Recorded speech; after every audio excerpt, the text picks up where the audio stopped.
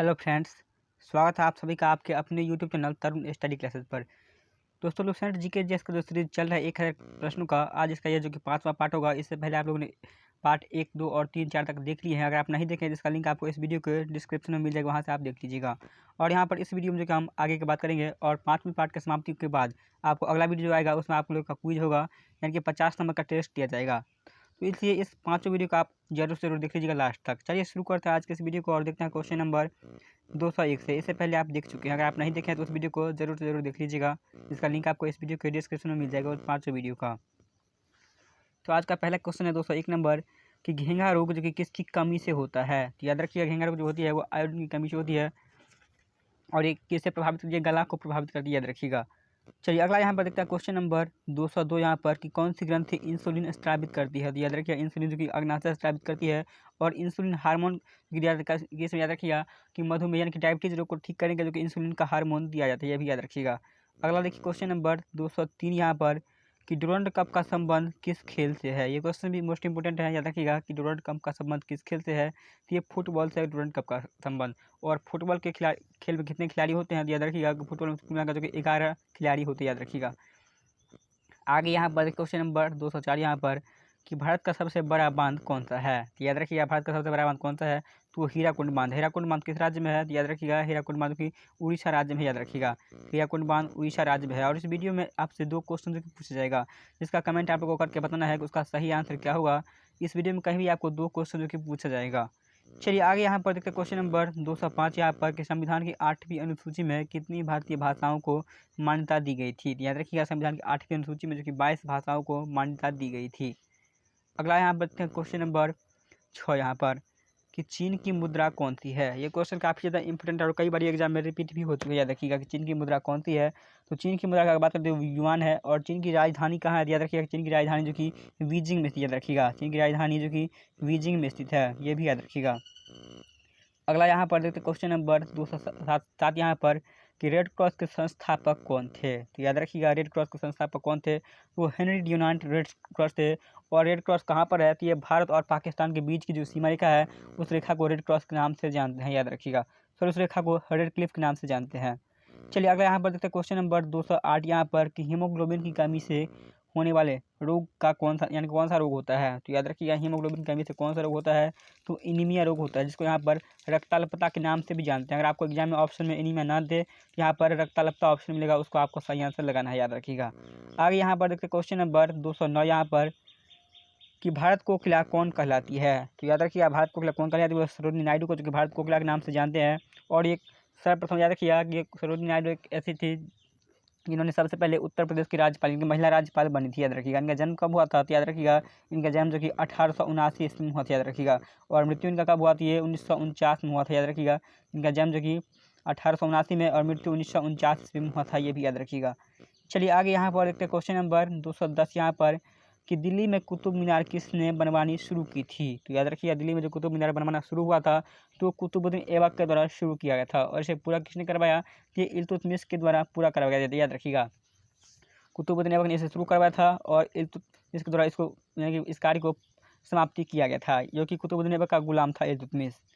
चलिए आगे देखते हैं क्वेश्चन नंबर 211 यहाँ पर कि अनुसूचित जनजाति अध्यक्ष के आयोग के अध्यक्ष के रूप में किसे नियुक्त किया गया। तो याद रखिएगा अनुसूचित जनजाति आयोग के अध्यक्ष के रूप में जो कि हर्ष चौहान को नियुक्त किया गया था, याद रखिएगा।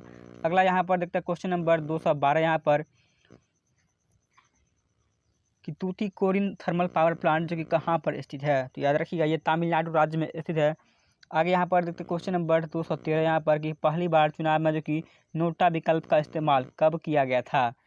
तो याद रखिए आप पहली बार जो कि चुनाव में नोटा यानी नोटा एक बटन होता है, जिसका मतलब तो इसका ये होता है कि अगर नोटा विजय होता है तो उसमें से जितने भी उम्मीदवार यहाँ पर खड़े होते हैं उसमें चुनाव में उन सभी में से कोई भी उम्मीदवार पसंद नहीं, बल्कि यहाँ पर ऐसा लेकिन होता नहीं है, बल्कि नोटा के वोट को काउंटिंग तो किया जाता है लेकिन उस वोट का कोई भी मान यहाँ पर नहीं होता है। तो ये जो कि सबसे पहले हुआ था 2013 में, याद रखिएगा। आगे यहाँ पर देखते हैं क्वेश्चन नंबर 214 यहाँ पर कि उत्तर प्रदेश में जो कि बड़ा इमाम बाड़ा का निर्माण किसने करवाया था। तो याद रखिएगा उत्तर प्रदेश में जो कि बड़ा इमाम बाड़ा का निर्माण करवाया था तो नवाब असाफ उद्दौला के द्वारा करवाया गया था, याद रखिएगा। चलिए अगला यहाँ पर देखते हैं क्वेश्चन नंबर 215 यहाँ पर कि चौरी चौरा हादसे के बाद महात्मा गांधी ने किस आंदोलन को जो कि रोक दिया था? तो याद रखिएगा, चौरी चौरा घटना के बाद जो कि महात्मा गांधी ने असहयोग आंदोलन को रोक दिया था। और ये कब शुरू हुआ था? तो याद रखिएगा, असहयोग आंदोलन जो कि 1920 ईस्वी में शुरू हुआ था और इसे जो कि 22 फरवरी 1922 ईस्वी को रोक दिया गया। याद रखिएगा, 1922 ईस्वी में इस आंदोलन को रोक दिया था चौरा चटनी घटना के कारण। चलिए अगला यहाँ पर देखते हैं क्वेश्चन नंबर 216 यहाँ पर कि नाटो का मुख्यालय कहाँ स्थित है? तो याद रखिएगा, नाटो का मुख्यालय कहाँ है? तो ये ब्रुसेल्स में स्थित नाटो का मुख्यालय, याद रखिएगा। अगला देखते क्वेश्चन नंबर 217 यहाँ पर कि एकमात्र खिलाड़ी कौन है जिसने 3 एक दिवसीय दोहरे शतक बनाए थे? याद रखिएगा, वो एकमात्र खिलाड़ी जो कि क्रिकेट रोहित शर्मा है। और ये किससे संबंधित है? रोहित शर्मा, याद रखिएगा, ये क्रिकेट से संबंधित है, याद रखिएगा। आगे यहाँ पर देखते हैं क्वेश्चन नंबर 218 यहाँ पर कि ऑक्टेव का नमूना जो कि किसने दिया था? तो याद रखिएगा, ये जॉर्ज न्यूलैंड्स के द्वारा दिया गया था, याद रखिएगा, ऑक्टेव का नमूना। अगला यहाँ पर देखते हैं क्वेश्चन नंबर 219 यहाँ पर कि जीवन का जो कि अधिकार भारतीय संविधान किस अनुच्छेद में शामिल किया गया था? तो याद रखिएगा कि जीवन का अधिकार जो कि भारतीय संविधान का अनुच्छेद 21 में शामिल किया गया था, याद रखिएगा। चलिए अगला यहाँ पर देखते हैं क्वेश्चन नंबर 220 यहाँ पर कि आईडीबीआई की स्थापना कब हुई? याद रखिएगा, आईडीबीआई का फुल फॉर्म क्या होता है? तो याद रखिएगा, ये industrial development bank of India इसका जो फुल फॉर्म होता है आईडीबीआई का। और इसकी स्थापना कब हुई थी? तो इसकी स्थापना याद रखिएगा कि 1 जुलाई 1964 ईस्वी को इसकी स्थापना हुई थी। यानी कि इसका हिंदी में अगर नाम बात करें तो हिंदी में याद रखिएगा कि भारतीय औद्योगिक विकास बैंक इसका जो कि नाम है, याद रखिएगा, भारतीय औद्योगिक विकास बैंक। चलिए आगे यहाँ पर देखते हैं क्वेश्चन नंबर 221 यहाँ पर कि दूध में कौन सा विटामिन नहीं होता है? तो याद रखिएगा, दूध में जो कि विटामिन सी नहीं पाया जाता है। विटामिन सी किस में पाया जाता है? तो याद रखिएगा, विटामिन सी जो कि इस विटामिन सी का प्रचुर मात्रा जो कि आंवले में पाया जाता है, याद रखिएगा, और खट्टे पदार्थों में विटामिन सी पाया जाता है।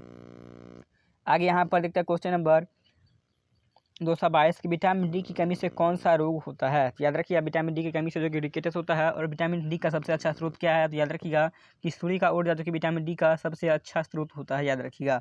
आगे यहाँ पर देखते हैं क्वेश्चन नंबर 223 यहाँ पर कि किस विटामिन की कमी से जो कि खून का थक्का नहीं बनता है, यानी कि नहीं जमता खून का थक्का, याद रखिएगा। तो वह विटामिन के की कमी से। और विटामिन के का अच्छा स्रोत क्या है? तो याद रखिएगा, मीट, मछली, अंडा, ये सभी जो कि विटामिन के सबसे अच्छे स्रोत होते हैं, याद रखिएगा। आगे यहाँ पर देखिए क्वेश्चन नंबर 224 यहाँ पर कि विटामिन ई की कमी से जो कि कौन सा रोग होता है? तो याद रखिएगा, विटामिन ई की कमी से जो कि बंझापन रोग होता है। और विटामिन ई का सबसे अच्छा स्रोत क्या है? तो ये बादाम होता है। और हरी सब्जियाँ भी जो कि विटामिन ई का एक अच्छा स्रोत होता है, याद रखिएगा। चलिए आगे यहाँ पर देखते हैं क्वेश्चन नंबर 225 यहाँ पर कि विटामिन सी का रासायनिक नाम क्या है? तो याद रखिए, विटामिन सी का रासायनिक नाम क्या है? ये एस्कॉर्बिक अम्ल है विटामिन सी का रासायनिक नाम। और ये विटामिन सी जो किस में पाया जाता है वो अभी हम बता ही चुके हैं, आंवला में, याद रखिएगा। अगला यहाँ पर देखते हैं क्वेश्चन नंबर 226 यहाँ पर कि वसा में घुलनशील विटामिन कौन सी होती है? तो याद रखिएगा, वसा में घुलनशील विटामिन जो कि विटामिन ए और विटामिन ई जो कि वसा में घुलनशील होती है। आगे यहाँ पर देखते क्वेश्चन नंबर 227 यहाँ पर कि साधारण नमक का रासायनिक नाम क्या है? तो याद रखिएगा NaCl, यानी कि सोडियम क्लोराइड जो कि साधारण नमक का रासायनिक नाम है, याद रखिएगा। अगला यहाँ पर देखते हैं क्वेश्चन नंबर 228 यहाँ पर कि हंसाने वाली गैस का रासायनिक नाम क्या है? तो याद रखिएगा, हंसाने वाली गैस का रासायनिक नाम क्या है? तो ये नाइट्रस ऑक्साइड होता है, जिसका सूत्र क्या होता है? तो N2O, याद रखिए, इस तरह से यहाँ पर होगा N2O, इस तरह से यहाँ पर लिखा होगा, याद रखिएगा, कि नाइट्रस ऑक्साइड जो कि इसका रासायनिक सूत्र होता है। अगला यहाँ पर देखते हैं क्वेश्चन नंबर 229 यहाँ पर कि धावन सोडा का जो कि रासायनिक नाम क्या है? तो याद रखिएगा, धावन सोडा का रासायनिक नाम क्या है? तो ये सोडियम कार्बोनेट हो, याद रखिएगा। यहाँ पर सोडियम, यहाँ पर नहीं हुआ, सोडियम, याद रखिएगा, टाइपिंग मिस्टेक थोड़ा, यहाँ पर सोडियम कार्बोनेट होगा। इसका सूत्र क्या होता है? तो याद रखिएगा, इसका सूत्र तो सोडियम कार्बोनेट का वो होता है Na2CO3, याद रखिएगा, Na2 और CO3 होता है। ये इसका जो कि रासायनिक सूत्र होता है सोडियम कार्बोनेट का, ये भी याद रखिएगा, एग्जाम में कई बार पूछ लिया जाता है। चलिए आगे यहाँ पर देखते क्वेश्चन नंबर 230 यहाँ पर कि पीतल किन दो धातुओं का मिश्रण होता है? याद रखिए, पीतल को जो कि मिश्र धातु कहते हैं। और ये किन दो धातुओं से मिलकर बना होता है? ये तांबा और जस्ता से बना होता है, याद रखिएगा। तांबा और जस्ता को मिलाकर जो कि पीतल बनाया जाता है, ये एक प्रकार से मिश्र धातु होता है, याद रखिएगा। आगे यहाँ पर देखिए क्वेश्चन नंबर 231 कि कैल्सीफेरॉल जो कि किस विटामिन का रासायनिक नाम है? तो याद रखिएगा, कैल्सीफेरॉल जो कि विटामिन डी का रासायनिक नाम है। विटामिन डी का सबसे अच्छा स्रोत क्या है? हम बता चुके हैं, आप मुझे कमेंट में बताइएगा। चलिए अगले यहाँ पर देखते हैं क्वेश्चन नंबर 232 यहाँ पर कि नेत्रदान में जो कि नेत्र के किस भाग का दान किया जाता है? तो याद रखिए, नेत्रदान जो किया है उसमें कॉर्निया भाग को दान किया जाता है। चलिए आगे यहाँ पर देखते हैं क्वेश्चन नंबर 233 यहाँ पर कि किस विटामिन में जो कोबाल्ट होता है? तो याद रखिए, विटामिन किस विटामिन में कोबाल्ट होता है? तो विटामिन B12 में जो कि कोबाल्ट पाया जाता है, याद रखिएगा। अगला यहाँ पर देखिए क्वेश्चन नंबर 234 यहाँ पर कि कोशिका का पावर हाउस किसे कहते हैं? तो याद रखिएगा कोशिका का पावर हाउस किसे कहते हैं? ये माइटोकॉन्ड्रिया को जो कोशिका का पावर हाउस कहा जाता है, याद रखिएगा। चलिए आगे यहाँ पर देखते हैं क्वेश्चन नंबर 235 यहाँ पर कि लाल रक्त कणिकाओं का निर्माण जो कि हमारे शरीर के किस भाग में होता है? तो याद रखिएगा लाल रक्त कणिकाओं का निर्माण जो कि हमारे शरीर के अस्थि मज्जा भाग में होता है, जिसको यहाँ पर बोन मैरो के नाम से इंग्लिश में जानते हैं। और इसका जीवन काल कितना होता है? याद रखिएगा कि लाल रक्त जिसको आरबीसी बोलते हैं, रेड ब्लड सेल बोलते हैं, इसका जीवन काल कितना होता है? ये 20 से लेकर और 120 दिन तक इसका जीवन काल होता है, याद रखिएगा। इसको रेड ब्लड सेल के नाम से, आरबीसी के नाम से भी जानते हैं, याद रखिएगा। कभी कभी आप एग्जाम में यहाँ पर आरबीसी डायरेक्ट यहाँ पर दे देगा और पूछेगा आरबीसी का जीवन काल कितना होता है? याद रखिएगा कि 20 से 120 दिन तक इसका जो जीवन काल होता है।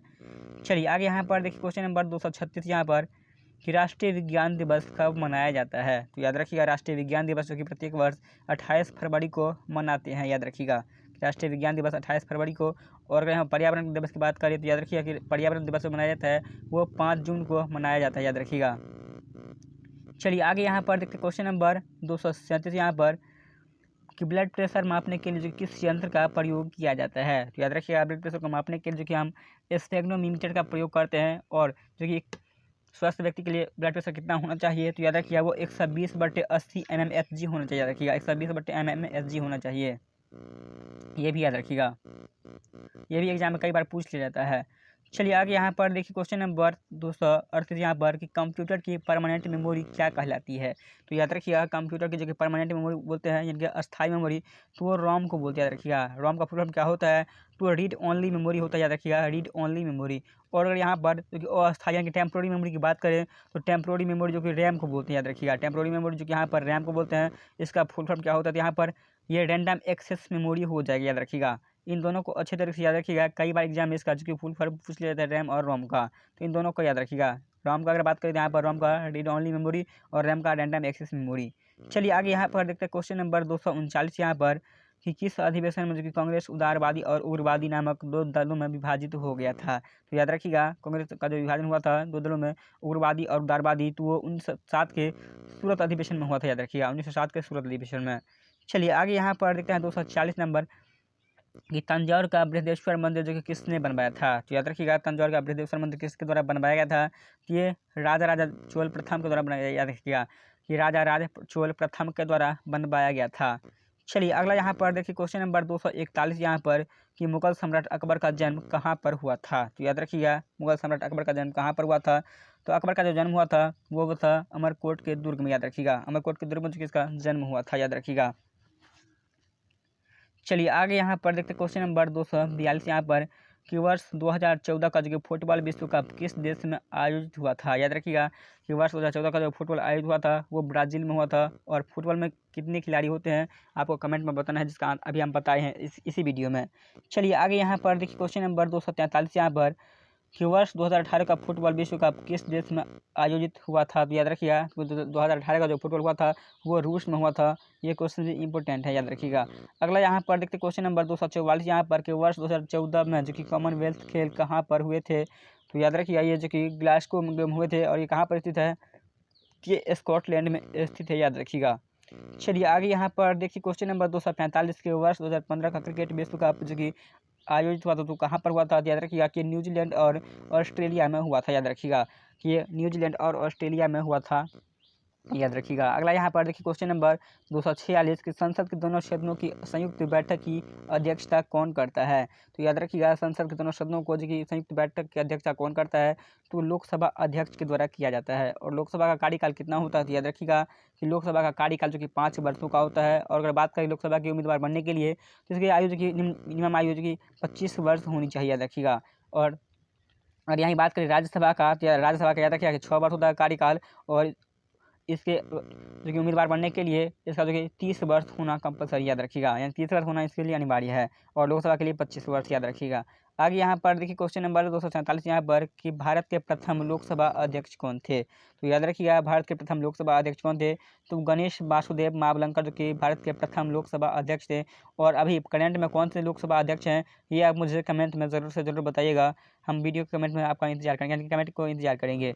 आगे यहाँ पर क्वेश्चन नंबर 248 यहाँ पर कि भारतीय संविधान के किस अनुच्छेद के अंतर्गत जो कि जम्मू कश्मीर को विशेष दर्जा प्राप्त है। तो याद रखिएगा कि भारतीय संविधान के किस अनुच्छेद के तहत जो कि जम्मू कश्मीर को विशेष दर्जा प्राप्त था, तो वो अनुच्छेद 370 के तहत था। याद रखिए, ये क्वेश्चन एग्जाम में अभी भी पूछा जाता है, इसी वजह से हम यहाँ पर डाल दिए कि यहाँ पर क्वेश्चन जो हम लिख दिया। याद रखिएगा कि अब ये नहीं है, यानी कि अब जो कि जम्मू कश्मीर पर धारा 370 लागू नहीं है। याद रखिएगा। आगे यहाँ पर देखिए क्वेश्चन नंबर 249 यहाँ पर कि कोई विधेयक धन विधेयक है या नहीं, इसका निर्णय कौन करता है। तो याद रखिए, कोई विधेयक धन विधेयक है या नहीं, इसका निर्णय कौन करता है, तो ये लोकसभा अध्यक्ष के द्वारा किया जाता है। याद रखिएगा। चलिए आगे यहाँ पर देखिए क्वेश्चन नंबर 250 जो कि इस वीडियो का लास्ट क्वेश्चन होगा, और इस क्वेश्चन से भी एक क्वेश्चन पूछा जाएगा कि विश्व का सबसे बड़ा जो कि महाद्वीप कौन सा है। तो याद रखिए, विश्व का सबसे बड़ा महाद्वीप कौन सा है, तो ये एशिया महाद्वीप हो जाएगा। और आप सभी कमेंट में लिखिएगा कि विश्व का सबसे छोटा महाद्वीप कौन है। ये वीडियो आपको कैसा लगा कमेंट में ज़रूर लिखिएगा। और अगले वीडियो में जो कि आपको यहाँ पर कुल मिलाकर जो कि यहाँ पर 250 क्वेश्चन कंप्लीट हो गए हैं, और इसी वीडियो में से 50 क्वेश्चन का जो कि टेस्ट लिया जाएगा अगले वीडियो में। तो उस टेस्ट के लिए आप इन 5 पार्ट को अच्छे तरीके से देख लीजिएगा। मिलते हैं फिर किसी और वीडियो में, तब तक के लिए आप लोग अपना ख्याल रखिएगा।